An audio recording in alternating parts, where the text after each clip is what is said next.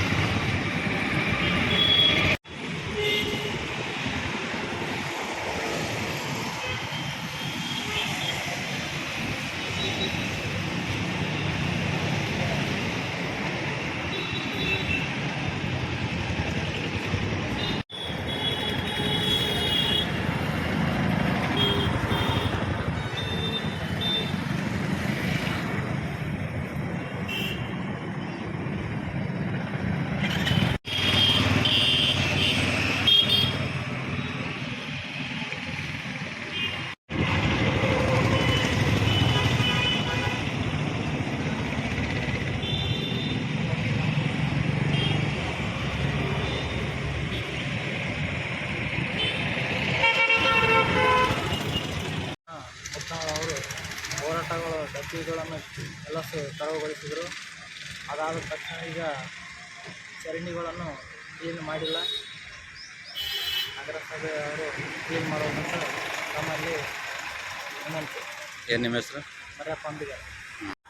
ಯಾದಗಿರಿ ನಗರದ ಉಮೇಶ್ ಕೆ ಮುದ್ನಾಳ್ ಅವರ ಎಚ್ಚರಿಕೆಯಿಂದ ಅಕ್ರಮ ಡಬ್ಬಿಗಳನ್ನು ನಗರಸಭೆ ತೆರವುಗೊಳಿಸಿತು. ಆದರೆ ಅದರ ಕೆಳಗಡೆ ಇರುವಂಥ ಕಸಗಡ್ಡಿಗಳನ್ನು ಇದುವರೆಗೂ ಕ್ಲೀನ್ ಮಾಡಿಲ್ಲ. ಕೆಳಗಡೆ ಹಾಕಿರ್ತಕ್ಕಂಥ ಕಾಂಕ್ರೀಟ್ ಬೆಡ್ಡು ಕೂಡ ಚರಂಡಿಯಲ್ಲಿ ಮುಚ್ಚೋಗಿದೆ, ಚರಂಡಿಯ ಪೂರ್ತಿ ಮುಚ್ಚೋಗಿದೆ. ಈಗ ಮಳೆಗಾಲದ ಸಮಯ, ಈಗ ಕೂಡ ಕ್ಲೀನ್ ಮಾಡಲಿಲ್ಲ ಅಂತೇಳಿದರೆ ಗಟರ್ ನೀರೆಲ್ಲ ರೋಡಿಗೆ ಬಂದು ಗಾಡಿಗಳು ವಾಹನಗಳು ಓಡಾಡಲು ತೊಂದರೆ ಆಗಿರುತ್ತೆ. ಹಾಗಾಗಿ ನಗರಸಭೆ ಎಚ್ಚೆತ್ತುಕೊಂಡು ಚರಂಡಿ ವ್ಯವಸ್ಥೆಯನ್ನು ಕ್ಲೀನಾಗಿ ನೀಟಾಗಿ ಮಾಡಬೇಕಂತೇಳಿ ನನ್ನ ಆಗ್ರಹ. ನಿಮ್ಮ ಹೆಸರು? ಬಾಬು ಖಾನ್. ನಗರದ ಪ್ರಮುಖ ರಸ್ತೆ ಪಾದಚಾರಿಗಳ ಮೇಲೆ ಅಕ್ರಮ ಡಬ್ಬಿ ನಿರ್ಮಾಣ ಮಾಡಿ ಸಾರ್ವಜನಿಕರ ಪಾದಚಾರಿಗಳಿಗೆ ಪರದಾಡುವ ಸ್ಥಿತಿ ನಿರ್ಮಾಣವಾಗಿತ್ತು. ಸಂಬಂಧಪಟ್ಟ ಅಧಿಕಾರಿಗಳು ಕಣ್ಣಿದ್ದರೂ ಕೂಡ್ರಂತೆ ಒರೆಸ್ತಕ್ಕಂಥದ್ದು ದುರದೃಷ್ಟಕರ ಇತ್ತು. ಈ ಹಿಂದೆ ನಗರಸಭೆ ಕಚೇರಿಗೆ ಜಾಲಿ ಮುಳ್ಳು ಬಡಿದು ಪ್ರತಿಭಟನೆ ಮಾಡುವುದಾಗಿ ಎಚ್ಚರಿಕೆ ನೀಡಿದಾಗ ಅಧಿಕಾರಿಗಳು ಮತ್ತು ಜಿಲ್ಲಾಡಳಿತ ಎಚ್ಚೆತ್ತುಕೊಂಡು ಜಿಲ್ಲಾಧಿಕಾರಿಗಳ ಆದೇಶದ ಮೇಲೆ ನಗರಸಭೆ ಮತ್ತು ಪೊಲೀಸ್ ಇಲಾಖೆ ಮತ್ತು ಜೆಸ್ಕಾಂ ಇಲಾಖೆ ಎಲ್ಲರೂ ಸೇರಿಕೆಸಿ ಏನಂದ್ರೆ ಎಲ್ಲ ಡಬ್ಬಿಗಳು ಅಕ್ರಮ ಡಬ್ಬಿಗಳನ್ನು ತೆರವುಗೊಳಿಸಿರ್ತಕ್ಕಂಥದ್ದು ಇದು ಒಳ್ಳೆಯ ಬೆಳವಣಿಗೆ. ಆದರೆ ಆ ಡಬ್ಬಿ ತೆರವುಗೊಳಿಸಿದಷ್ಟೇ ಸರಿ, ಅದು ತೆಳಗೆ ಇರತಕ್ಕಂಥ ಕಸಕಡ್ಡಿಗಳು, ಕಲ್ಲು ಗುಡ್ಡಿ ಮತ್ತು ಆ ಡಬ್ಬಿ ಅಕ್ರಮ ಡಬ್ಬಿಗಳನ್ನು ನಿರ್ಮಾಣ ಮಾಡೋ ಟೈಮಿನಲ್ಲಿ ಚರಂಡಿಯನ್ನೇ ಮರ್ಮ ಹಾಕಿ ಮುಚ್ಚಿರ್ತಕ್ಕಂಥವು ಕೆಲವೊಂದು ಕಿಲಿಗೇಡಿಗಳು ಆ ಮರ್ಮ ಇಲ್ಲಿವರೆಗೆ ತೆಗೆದಿಲ್ಲ, ಕಸಕಡ್ಡಿ ತೆಗೆದಿಲ್ಲ, ಚರಂಡಿ ತೆಗೆದೇ ಅದು ಕೆಲವು ಕಡೆಗೆ ಚರಂಡಿ ಮುಚ್ಚಾರ, ಕೆಲವು ಕಡೆ ಕುಲ್ಲ ಇರೋದ್ರಲ್ಲಿಂತ ಚರಂಡಿ ಗಬ್ಬೆದ್ದು ನಾರ್ಲಿಕ್ಕತ್ತವ. ಈಗ ಮಳೆಗಾಲ ಸಮಯ ಇರೋದ್ರಲ್ಲಿಂತ ಆ ಚರಂಡಿ ಮುಖ್ಯವಾದ ರಸ್ತೆಯಲ್ಲಿ ಇರತಕ್ಕಂಥ ಚರಂಡಿಯನ್ನು ತೆಗಲಿಲ್ಲ ಅಂದರೆ ಒಳ ಚರಂಡಿ ನೀರು ಗಬ್ಬೆದ್ದು ನಾರ್ತಕ್ಕಂಥ ಪರಿಸ್ಥಿತಿ ಆಗ್ತದೆ. ತಕ್ಷಣ ಅದೆಲ್ಲ ಸ್ವಚ್ಛಗೊಳಿಸಿ ಪಾದಚಾರಿಗಳಿಗೆ ಅನುಕೂಲ ಮಾಡಿಕೊಡ್ಬೇಕು. ಕಸಕಡ್ಡಿಗಳು ಎಲ್ಲ ತೆಗಿಬೇಕು. ಮತ್ತು ಕೆಲವು ಡಬ್ಬಿಗಳಲ್ಲಿ ಅವ್ರು ಯಾರು ತೆಕ್ಕೊಂಡು ಹೋಗಿದ್ದಿಲ್ಲ ಅಂದ್ರೆ ಅದನ್ನು ಹೋಗಿಸಿ ಏನದ ಗುಜರಿಗೆ ಮಾರಾಟ ಮಾಡಬೇಕಂತಕ್ಕಂಥದ್ದು ನಂದು. ಮತ್ತು ಆ ಕಾಂಪೌಂಡ್ ತಡೆಗೋಡೆಗಳಿರ್ತಕ್ಕಂಥ ಕಾಂಪೌಂಡ್ಗಳಿಗೆಲ್ಲ ಕಂಪ್ಲೀಟ್ ವನ್ಯಜೀವಿಗಳ ಚಿತ್ರ ಬಿಡಿಸ್ತಕ್ಕಂಥ ವ್ಯವಸ್ಥೆ ಆಗಬೇಕು. ನಗರ ಸೌಂದರ್ಯೀಕರಣಕ್ಕೆ ನಗರ ಸೌಂದರ್ಯೀಕರಣ ಮಾಡಲು ನಗರಸಭೆ ಮುಂದಾಗಬೇಕು. ಇಲ್ಲದಿದ್ದರೆ ಮತ್ತು ಉಗ್ರ ಹೋರಾಟ ಮಾಡಬೇಕಾಗ್ತಕ್ಕಂಥದ್ದು ಎಚ್ಚರಿಕೆ ನೀಡ್ತೀವಿ.